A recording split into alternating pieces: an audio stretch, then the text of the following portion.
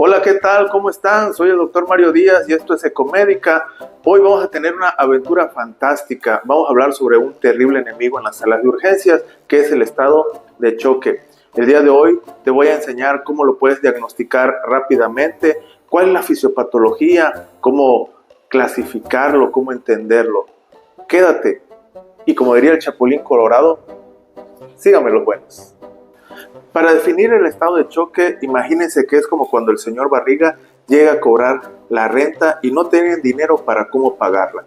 Es así, la oferta de oxígeno no es la suficiente para cubrir la demanda que requieren los tejidos. Por consecuencia, los tejidos sufren y pasan de estar en un estado aeróbico a un estado anaeróbico. Por consecuencia, hay una producción de lactato. Y esta producción de lactato o esta sobreproducción de lactato, ¿qué traduce? Que los tejidos pues no están pagando su deuda metabólica, ¿no? Y empieza toda esta disfunción celular que nos va a llevar a la falla orgánica. Y obviamente la falla orgánica se puede ser múltiple y llevar a la muerte. Y de solo pensarlo, eso sí, que nos da cosas. Y hablando de epidemiología, más de un tercio de los pacientes que están ingresados en las unidades de cuidados intensivos están por el diagnóstico de choque, siendo el jefe de la vecindad el choque séptico hasta un 62% y alcanzando una mortalidad hasta el 80%. Y como dice aquel viejo y conocido refrán, antes muerto que perder la vida. O bueno, la idea es esa. Y fisiopatológicamente, el estado de choque se le confieren 3 etapas. Y como diría la chilindrina, fíjate. La primera etapa es el estado de prechoque, cuando todavía nuestro cuerpo logra compensar. Síntomas claves, la taquicardia y la vasoconstricción. Es decir, el cuerpo se prepara, así como cuando el chavo se preparaba para recibir un golpe. La segunda etapa será el choque por sí mismo, y aquí es cuando el organismo no compensa, y vamos a tener 3 oportunidades para detectarlo: la ventana neurológica, la ventana renal, y una muy importante, la tercera, el llenado capilar.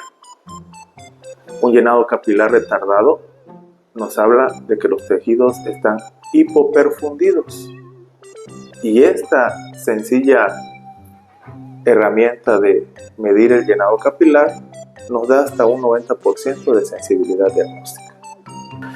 La tercera etapa, y obviamente la etapa final, pues será la disfunción orgánica. En este punto pues ya el daño es irreversible y pues el organismo prácticamente se está preparando para morir. Bueno, les voy a mostrar un cuadro comparativo con las diferencias hemodinámicas de los diversos estados de choque. Cada uno va a tener sus propias características. Cada quien va a tener su pastilla de chiquitolina. Sean atentos, vean esta diferencia para que no cuenten con su astucia.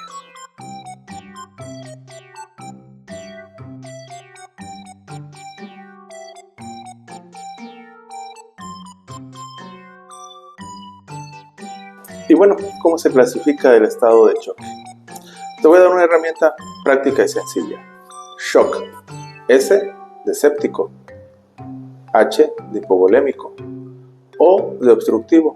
Dentro de estos el tamponade o una TEP. C de cardiogénico. Y K de kinesis, movimiento o distribución.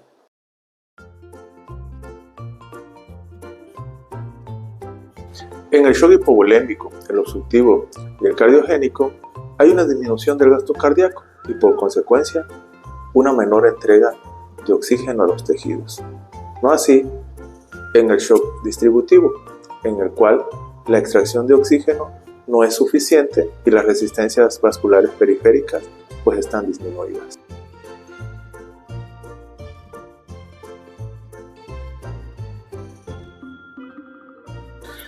El primer paso para diagnosticar el estado de choque en tu sala de urgencias será checar la frecuencia cardíaca y la presión arterial. Si la presión arterial sistólica es menor que tu frecuencia cardíaca, hay que descartar que este paciente pueda estar chocado. Y para eso tenemos una herramienta muy importante que es el índice de choque, en el cual vamos a dividir esa frecuencia cardíaca entre la presión sistólica. Si esta es mayor a 1, tu paciente está chocado. Pues bien, ya tenemos el índice de choque y resulta que fue mayor a 1.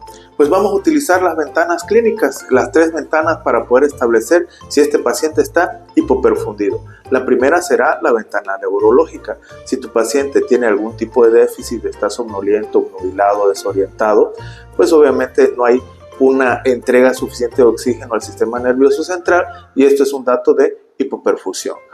Lo siguiente será vigilar la ventana renal, ver si el paciente tiene una uresis adecuada, cuando menos de 0.5 a 1 mililitro por kilo de peso. Si esto no fuera así, ese paciente está chocado.